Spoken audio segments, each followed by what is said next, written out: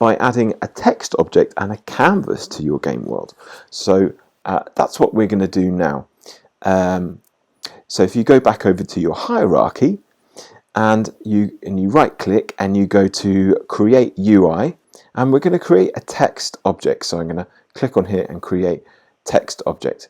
And then what Unity does then is it creates a canvas. So if I zoom out a bit, which looks really big compared to our game world, but don't worry about that too much. It's just a way of separating out UI elements like text and buttons and things and controls from your actual game world where all the animations happens and that. It just makes it a bit neater. It's not like this text is going to appear really big. The next thing we want to do is if we click on our camera, we can see that this text object is not appearing in our game. Yep, if we click on our text and then we look at the rect transform, and you see the position of our text. It's positioned right in the corner, so it probably isn't able to be seen by our game world. So what I'm going to do is I'm going to put this dead in the middle. So I'm going to go 0, 0, like that. And then if I click back on my camera, I might be able to see the text, perhaps if I make it slightly bigger. So I go down to here and I look at the text property attribute here, and I've got font size, so I'm going to make that 50. And then if I go back onto my camera, I'm not sure if I can see it yet. So if I run my game now, I still can't see it. This might be again a problem with where the text is positioned. So perhaps if we place our like in the same way that our ground is slightly in front of the camera, so I select the text and I maybe make it 0.6 like that, the Z position, and then if I go back to the main camera and I play it again, I still can't see it. Why is this? Yes, we've made the text really big and we need to expand this. So I'm going to move that over now, and then if I play it again, there we go. You have the text appearing in the middle of the screen. So we're going to use that for our high score, I think. But you know, we don't want it in the middle of the screen. It's kind of getting in the way. So with this text object selected, I'm going to go back up here to this rect transform, and I'm going to click here, and I'm going to put the text in this top right hand corner, and it's going to anchor it into that. And now if I play my game again, hopefully the text will be anchored into the top left hand corner. And play around with it a little bit. Come into here, maybe change the font. Maybe we could make it a little bit smaller. We could make the text white, so I click on the color attribute like that. Maybe make it stand out. Obviously these are about alignment. I'm putting it in the center, in the middle, in the center. You've got things like line spacing. And let's make it bold because it's a score. And if you want to change that text as well, we can actually change that to score like this. And there we go. We've got our score text up here. It's in white, so it stands out. The next thing we want to do is, well, it's not going to be very useful if we just have like a score that doesn't actually show the score. So we want to link this text object with our code. And then we want to update that score when the score changes. So we'll go back to our script. You can click on scripts, or you could click on Visual Studio.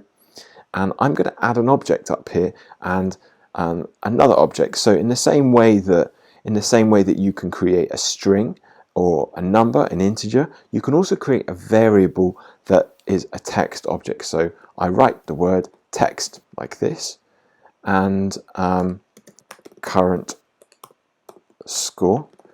I couldn't call this object score, by the way, because you can never call two variables the same thing in a computer program. It gets upset. It needs to identify between each of them. But we're going to call this variable at current score. And we've got a little error here because it doesn't recognize this type. This is this thing about importing extra libraries. So what we need to do is we need to go to the top of your script, and you need to type using, and then you need to type Unity engine.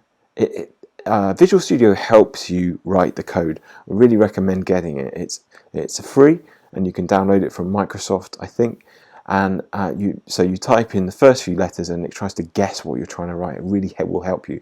You don't have to remember all the names. In fact, it's impossible, and you'll probably make a lot of mistakes and cause yourself a lot of headaches. So I recommend not like trying to remember it all. So we type Unity Engine and then you type UI. Now this should fix it. So now we've got an object in our game handler script called current score. If you go back to your game now and you click on your game handler, one more thing, you need to make this object public, and then it will be seen inside of Unity, because we want to be able to get hold of this object, so we want to change it. So we go back to our game world, let it reload, you click on game handler, you come down here and boom, there you go.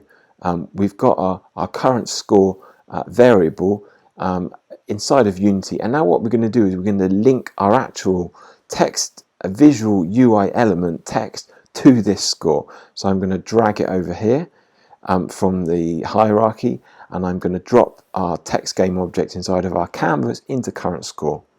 So that's brilliant. Now what we want to do is we want to take our score and we want to put it into our current score text. So how do we do this? Well, we take this and I write the name, current score, and then if I press dot, that brings up all the properties that it could possibly have. There's one actually called text, and I press return. See, it helps you write it. Write the first letter or first couple of letters, and then when you see the method or the property that you're trying to get at, it'll bring it up for you. You don't have to remember everything. Don't remember what you can look up. Next, you write equals, and then what we're going to do is we're going to write a string here. So we use our quotation marks, and then we write the word score.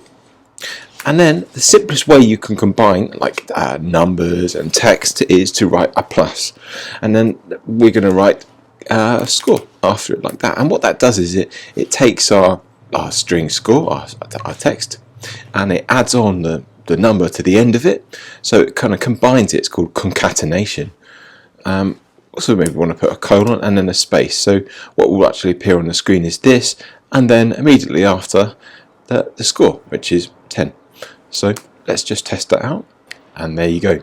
You get the text with the score. So that is how to connect Unity objects such as text objects to our script, so we can dynamically update them, which is a really useful thing to do because obviously the score is going to change. So that is the first tutorial in scripting in C# in Unity. And what have we learned here? Well, we've learned how to, in code, define and declare a variable, or declare a variable of different types of string and of integer, a whole number, and also of a Unity object, UI object type, something called text.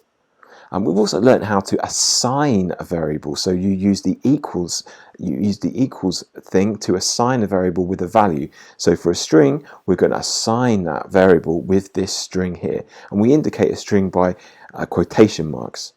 And then for an integer, a whole number, we've assigned it this value, but it has to be a whole number. You couldn't, for example, put 10.5.